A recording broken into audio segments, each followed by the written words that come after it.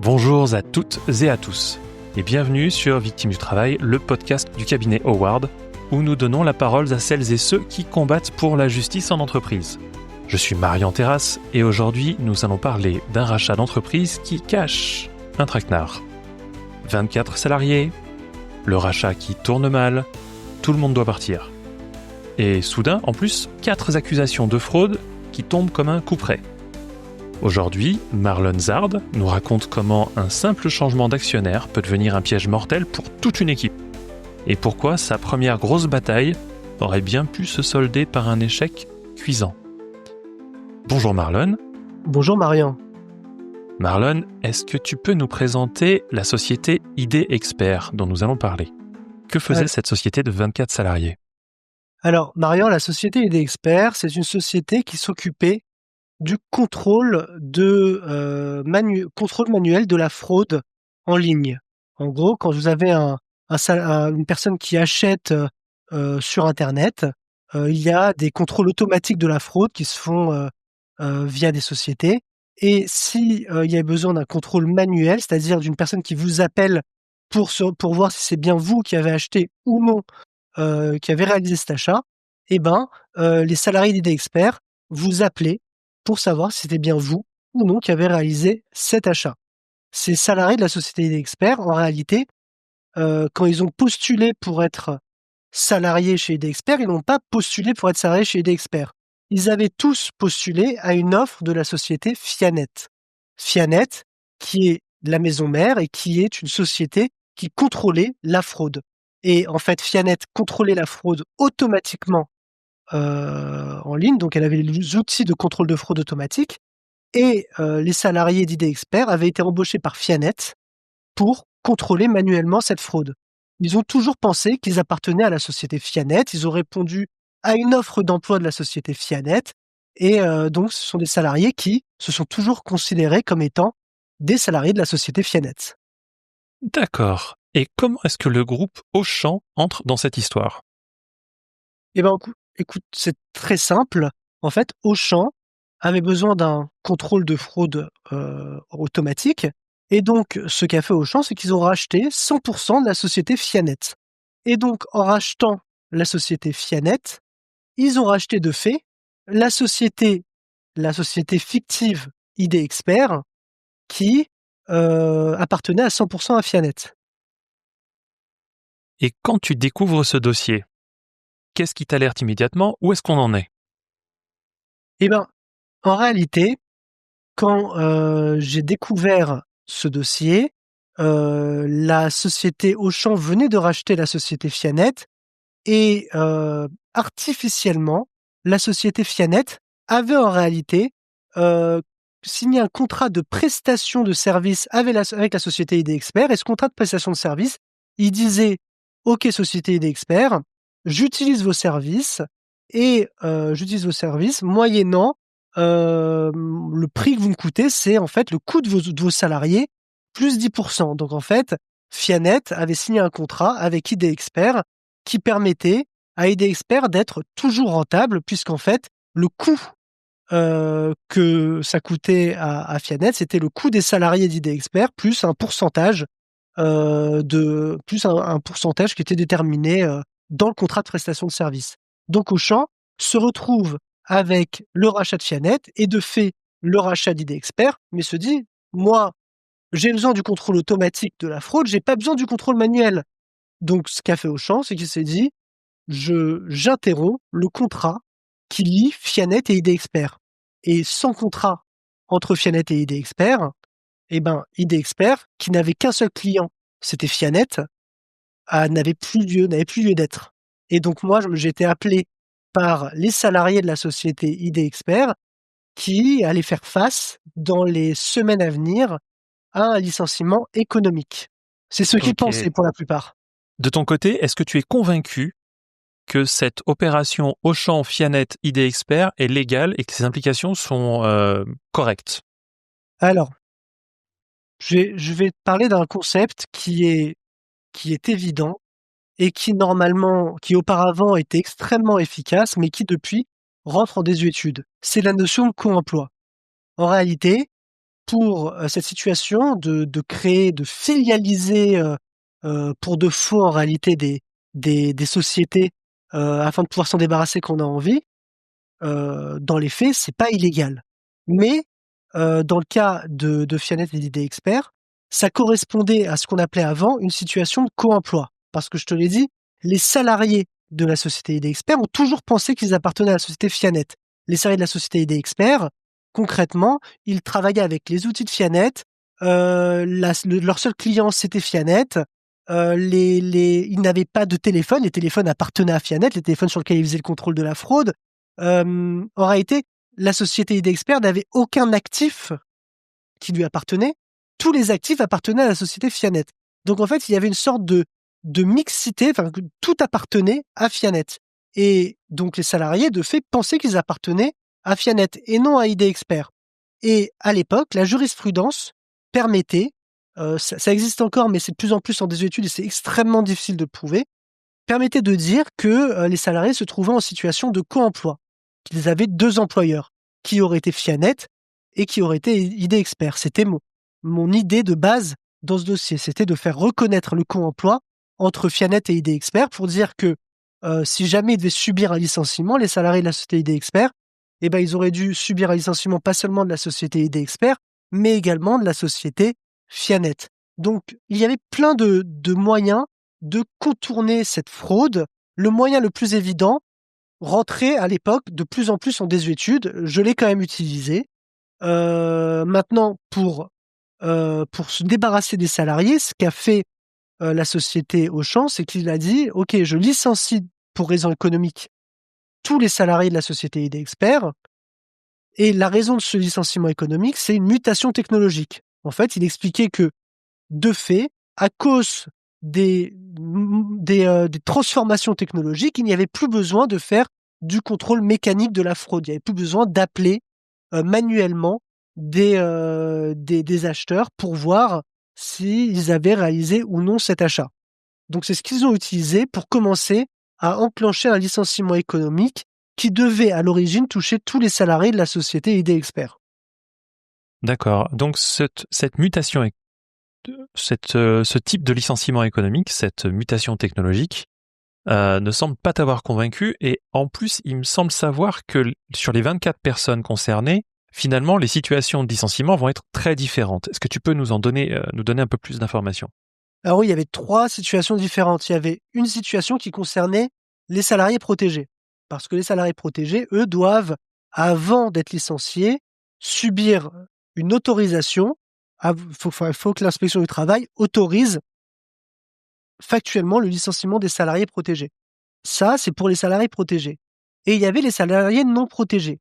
Et en fait, la société ID Expert, afin d'éviter le coût trop important que pouvait lui coûter un licenciement économique concernant tous les salariés, qu'est-ce qu'elle a fait ? Elle s'est dit, je vais licencier 4 sur les 20 ou 21 salariés, je vais licencier 24 salariés, je crois. J'ai licencié 4 salariés pour faute lourde. Et la raison de cette faute lourde, c'était qu'elle estimait étrangement, un instant de raison après avoir lancé le licenciement économique, que 4 sur les 24 salariés avaient fraudé. Vas-y, raconte-nous un petit peu cette histoire de fraude et le traquenard qu'il y avait derrière, les fraudes aux iPhones.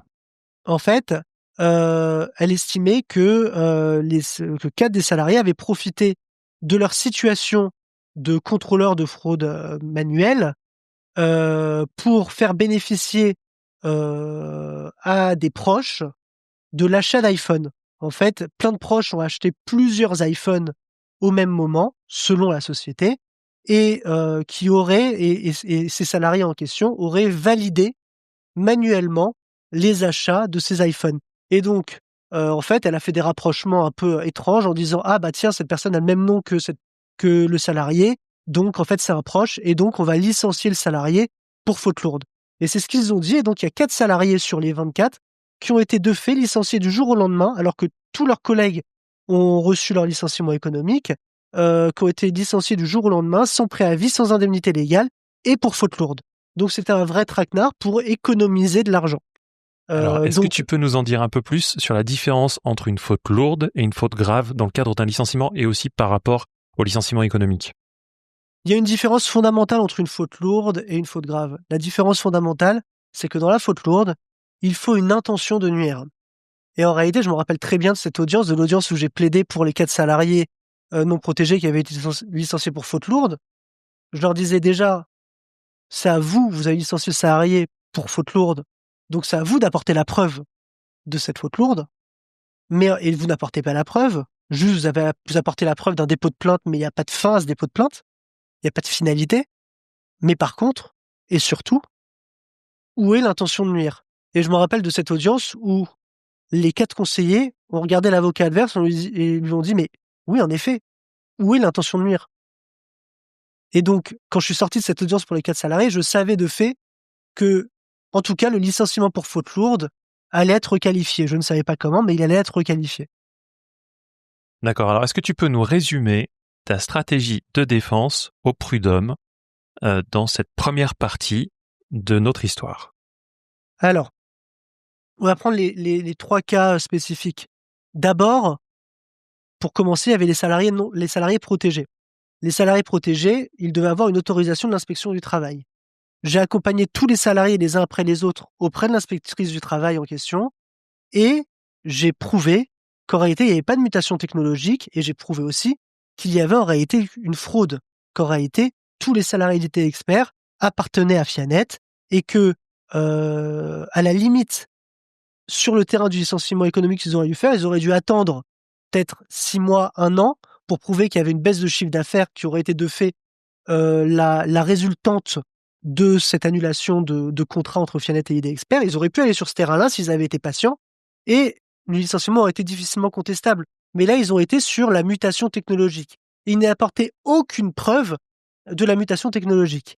Et de fait, l'inspectrice du travail a refusé le licenciement de tous les salariés protégés en estimant que leur licenciement économique, la cause du licenciement économique n'était pas fondée. Et donc, une fois que vous avez ce premier élément, une fois que l'inspectrice du travail estime que la société d'experts ne pouvait licencier les salariés qui ont été licenciés les salariés protégés qui ont été licenciés pour raisons économiques, de fait, ça veut dire que la société d'experts se retrouve avec une dizaine de salariés qu'elle doit continuer à, à payer en réalité, mais qui n'ont plus de poste de travail parce qu'elle ne peut pas les licencier. Et donc, j'ai pu négocier pour ces salariés des sommes importantes pour négocier leur départ, parce que c'est invivable de rester au sein d'une société sans avoir du travail et sur un poste qui a disparu. Donc, j'ai pu négocier des départs intéressants pour chaque salarié. Et j'ai pu utiliser cette décision de l'inspection du travail pour ensuite m'occuper de la contestation du licenciement économique des autres salariés, des salariés non protégés qui avaient été licenciés. Parce qu'en fait, j'étais devant le conseil de prud'homme, et en fait, mon déroulé était simple. C'était, mis à part le co-emploi, en estimant que il y avait vraiment une situation de co-emploi, c'était de dire que de toute manière, la cause du licenciement n'était pas valide pour 2 raisons. Première raison, il n'y avait pas de mutation technologique, et c'est pas moi qui le dis, c'est l'inspection du travail, puisque l'inspection du travail a refusé le licenciement des salariés protégés. Et deuxièmement, c'était d'aller sur le terrain du reclassement. Parce qu'en fait, de fait, la société ID Expert avait été rachetée par le groupe Auchan et elle aurait dû proposer à tous les salariés de la société ID Expert l'intégralité des postes de reclassement qui existaient au sein du groupe Auchan, ce qu'elle n'avait pas fait. Donc j'ai été sur ces 2 terrains-là pour contester le licenciement économique. Et la 3e action que j'ai fait, ça a été pour les 4 salariés qui ont été licenciés pour faute lourde, où j'ai contesté en fait en expliquant qu'il n'y avait pas de faute lourde, qu'il n'y avait pas de preuve de cette faute, et surtout qu'il n'y avait pas d'intention de nuire. Ça a été les trois arguments sur lesquels j'ai été dans ces 3 dossiers différents qu'on peut prendre séparément. Et comment ça s'est passé au niveau des prud'hommes? Quel a été le résultat pour chacune de ces 3 stratégies? Alors, pour la première stratégie, en fait, j'ai pas été au prud'homme puisque j'ai pu négocier un départ pour les salariés protégés. En Mais effet. pour le licenciement économique des salariés non protégés, étrangement, j'ai perdu devant le conseil de prud'homme. J'ai perdu devant le conseil de prud'homme parce que c'était un dossier extrêmement complexe, un dossier nébuleux, où il fallait faire comprendre tous les tenants et les aboutissants auprès des conseillers prud'homaux. Donc, c'est un dossier où je savais que au prud'homme, j'avais 50% de chances de gagner, mais qu'en appel, j'avais beaucoup plus de chances de gagner. Donc, la défaite m'a permis d'avoir les arguments en plus pour gagner ensuite en appel. J'en parlerai ensuite. Et pour ce qui est de la requalification pour les salariés qui ont été licenciés pour faute lourde, bah, j'ai obtenu la requalification des licenciements pour faute lourde en licenciement pour faute simple. Donc en fait, les 4 salariés qui ont été licenciés pour faute lourde ont eu le droit à leur indemnité légale et à leur préavis. C'était une première victoire. Donc voilà, il y a eu ces 2 cas spécifiques. Pour les licenciements économiques, j'ai perdu en première instance. Et pour le licenciement pour faute lourde, ça a été une victoire en semi-teinte, puisque j'ai gagné une partie, mais j'ai pas gagné l'intégralité de ce que je demandais. Donc si j'ai bien suivi, sur les 24 familles qui étaient en danger mises en danger par ce licenciement, tu as réussi à en aider 14 et à améliorer leur situation. Et il en reste 10 sur lesquels tu n'étais pas tout à fait satisfait forcément, puisque c'était une défaite au prud'homme. Exactement. Et malgré cette défaite, donc, tu décides de faire appel. Qu'est-ce qui te donne cette conviction ? En fait, j'ai interjeté appel parce que je savais que le dossier était solide. On avait construit le dossier d'une main de fer, j'avais des arguments extrêmement bons, très complexes, mais bons, et je savais que c'était un jugement qui irait quoi qu'il arrive en appel. Donc j'étais pas frustré d'aller en appel parce que je savais que si on avait gagné, la société adverse aurait été en appel, et si on avait perdu, je savais que j'allais aller en appel. Et je savais, j'avais l'intime conviction que c'était un jugement qui, pour avoir un délibéré convenable, il fallait aller devant la cour d'appel. Pour rappel, le conseil de prud'homme, c'est une juridiction paritaire. Vous n'êtes pas jugé par des magistrats professionnels, vous êtes jugé par des conseillers prud'homaux. Donc 2 salariés, 2 employeurs. Et il faut que les 4 soient d'accord, ou en tout cas que 3 sur 4 soient d'accord pour obtenir un bon délibéré. Donc, dans les dossiers complexes, la plupart du temps, le dossier va en appel. Parce qu'en appel, c'est une procédure écrite. Vous êtes jugé par un magistrat professionnel, il n'y a quasiment pas de plaidoirie, alors vous plaidez par observation. En fait, ce qui compte, c'est les écritures. Et je connaissais la force de nos écritures dans ces dossiers. Donc, je savais que je devais aller en appel, et j'avais prévenu dès le début mes clients en leur disant que c'est un dossier si complexe que il fallait qu'on irait de toute manière en appel. C'est ce qu'on a fait. D'accord. Et d'ailleurs, tu gardes un as dans ta manche, dans ton jeu. En tout cas, tu gardes, je le sais, une petite information que nous partagerons dans le prochain épisode. Parce que cette première défaite au prud'homme, c'est encore 10 familles qui voient leurs espoirs mis à mal. Une stratégie malsaine qui semble fonctionner du côté de l'employeur. Mais l'histoire ne s'arrête pas là. Donc, c'est ce que nous découvrirons dans le prochain épisode. L'appel, comment renverser la table, parce que cette fois, perdre une bataille, c'est juste le début de la guerre. C'était Marian pour Victime du Travail, le podcast du cabinet Howard, et un immense merci à Marlon Zard, qui nous donnera très bientôt la suite de cette remontada juridique.